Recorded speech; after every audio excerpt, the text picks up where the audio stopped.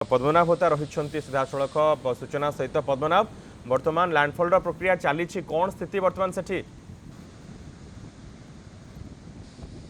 देखो स्थिति जहाँकि आईएमडी तरफ पूर्व आकलन करमती किसी आम प्रभाव देखलुनि कि पवन टिके होची जदि आंबियंस जदि बारी पड़ुवे कि विशेष किसी सेमती बड़ प्रभाव पड़ना वर्षा होना जहाँकि आमको टे आश्चर्य करता कहीं आईएमडी तरफ लगातार भाव कहुला काकीनाड़ा जो रही एठार ही लैंडफॉल दूर अमलापुरम निकटरे ही लैंडफॉल करिछि से प्रक्रिया सेठी जारी रही किसी सूचना रही निहाती भाव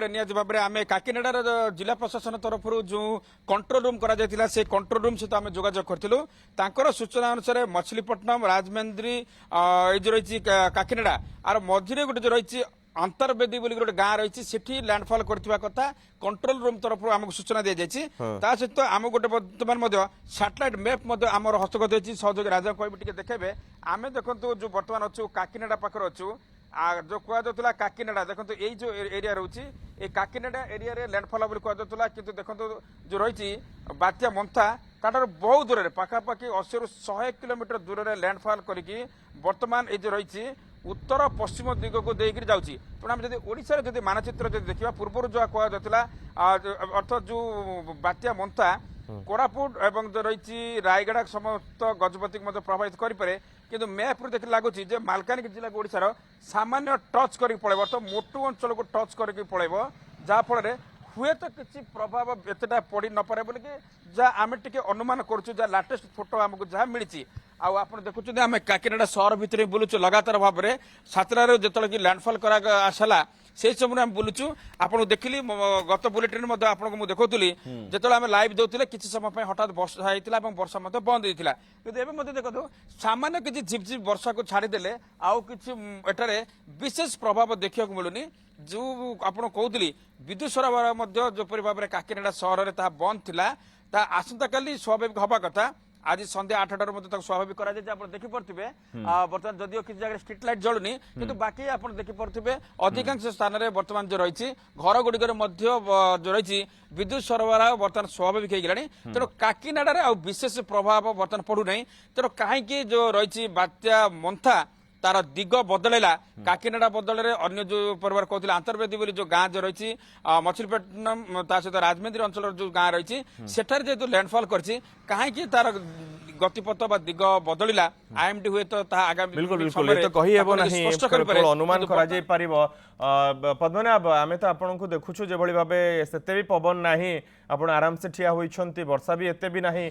समुद्र रो रूप कोन वर्तमान सेठी आपण तो दिन सारा सेठी अछंती दिन रे जे भली थिला वर्तमान स्थिति कोन समुद्र रे नहीं आम किसी समय पूर्व आप जो लाइव करूँ पूर्व समुद्र जाइली से स्थिति देखुली समुद्र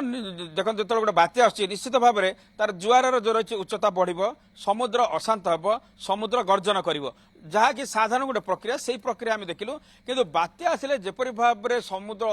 अधिक अधिक अशांत हो पड़े और जेपरी भाव में कूल लंघिकी जेपरी भाव में सहर मुआ स्थल भाग को जेपरी भाव में अधिक माड़ी आसे सेपरी विशेष किसी आम देखिलुनी तेणु मोटामोटी भाव में कहीपर काकीनाडा रे बात्या मंथार जो प्रभाव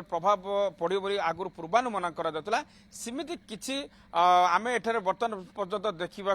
पाऊनु कहीं ये जो रही लैंडफॉल प्रक्रिया जेपरी भाव में पाखापाखि राति 12टा पर्यंत चलो बोली कहुच्छी 7टार आरंभ होलानी बर्तमान तो देखुं समय पाखापाखि 11टा है आउ घंटे खंडे रही समय किंतु बर्तमान सुधा आम सेमती किसी आम देखुनु एवं आउ बड़ किसी प्रभाव पड़ार सेमती किसी संभावना बर्तमान पर्यंत ना कहीं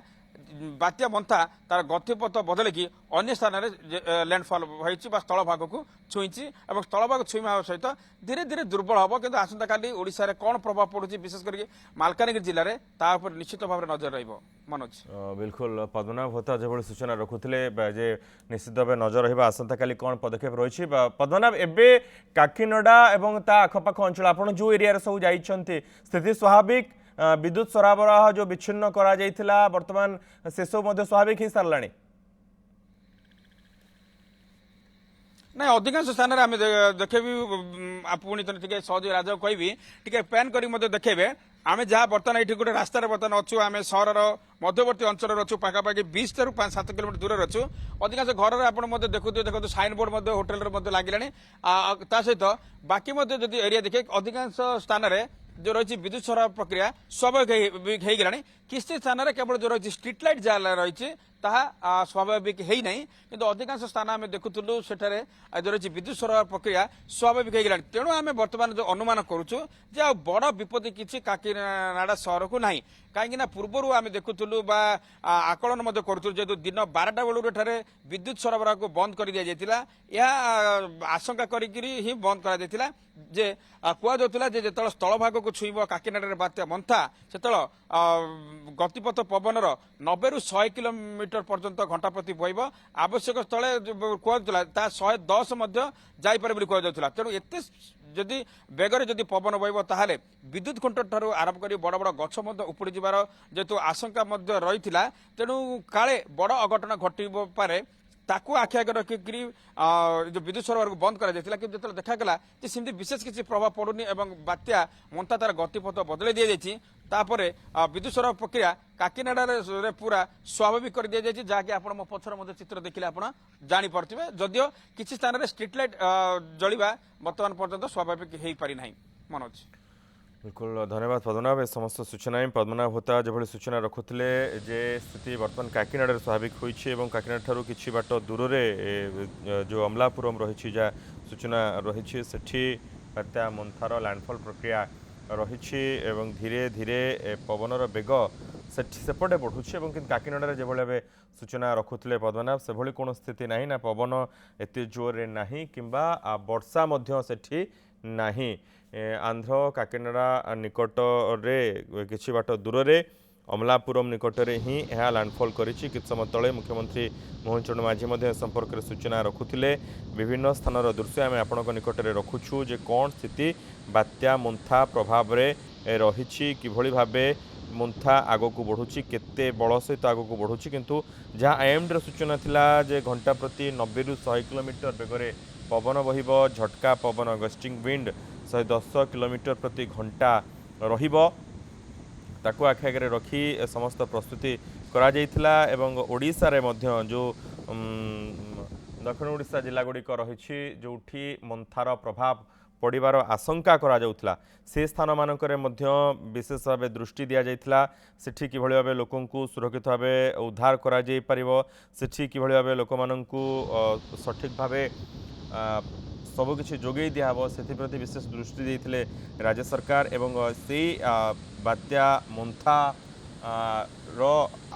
को आखि आगे रखी विभिन्न बात्या आश्रयस्थल लोकंकु स्थानांतर करा जाइथिला एवं सेठी रंधा खाद्य सह समस्त सुविधा सुजोग जोगई दि जाइथिला एवं आसंता काली को अपेक्षा करबा पई मुख्यमंत्री कहते आसंता कालीर स्थिति देखि सारिला परे ही परवर्ती पदक्षेप सब ग्रहण करा जिवो जे मंथा प्रभाव में कोठी किछि विशेष क्षयक्षति होइछि कि से भली कोनोसी सूचना हस्तगत हेले से दिगरे राज्य सरकार आगो को बढ़िबे एवं से नहीं अधिक आगो को बढ़िबे बोली कुहा जाउछि।